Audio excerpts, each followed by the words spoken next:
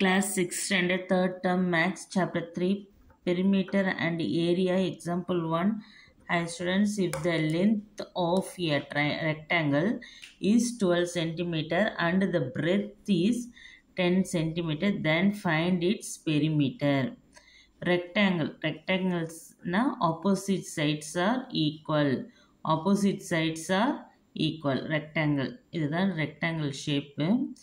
இப்போ பெரிமீட்டர் கேட்குறாங்க. First perimeter என்னன்னா மீனிங் சொல்யூஷன்.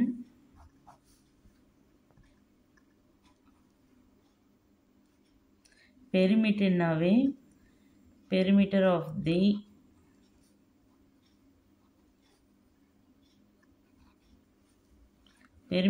தி ரெக்டாங்கிள் total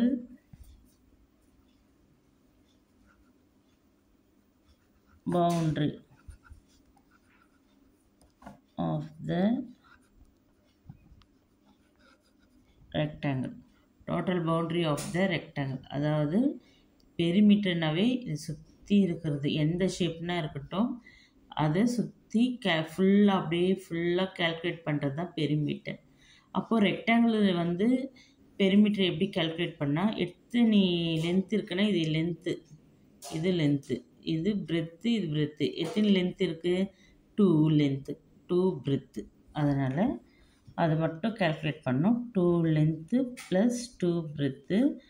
இப்போது காமனாக என்ன எடுத்துடலாம், வெளியே 2 எடுத்துட்டா L plus B, 2 × L 2L 2 × B 2B. இது என்ன யூனிட்டுன்னா பெரிமீட்டருக்கு மட்டும் யூனிட்டு தான் போடணும். இதே ஏரியா கேட்டிருந்தாங்கன்னா ஸ்கொயர் யூனிட் போடணும். இப்போது இங்கே என்ன கொடுத்துருக்காங்கன்னா பிரெத்து இஸ் 10 சென்டிமீட்டர். அப்போது பிரெத்து கொடுத்துட்டாங்க 10 centimetre. And then length of a rectangle is 12 centimetre கொடுத்துட்டுருக்குறாங்க. அதனால் லென்த்து 12 சென்டிமீட்டரு, பிரெத்து வந்து 10 சென்டிமீட்டர். ஓகே, லென்த்தும் கொடுத்துருக்குறாங்க, பிரெத்தும் கொடுத்துருக்குறாங்க. இது சப்ஸ்டிட் பண்ண போகிறோம். இப்போது லென்த்தோடைய வேல்யூ வந்து 12 சென்டிமீட்டர் சொல்லியிருக்காங்க, பிரெத்து 10. அப்போது 12 + 10 22. Okay, 2 2s are 4, 2 2s are 4 multiple பண்ணணும், ஏன்னா ப்ராக்கெட்டு யூஸ் பண்ணோம். இதுதான் வந்து பெரிமீட்டர் ஆஃப் தி ரெக்டாங்கிள்.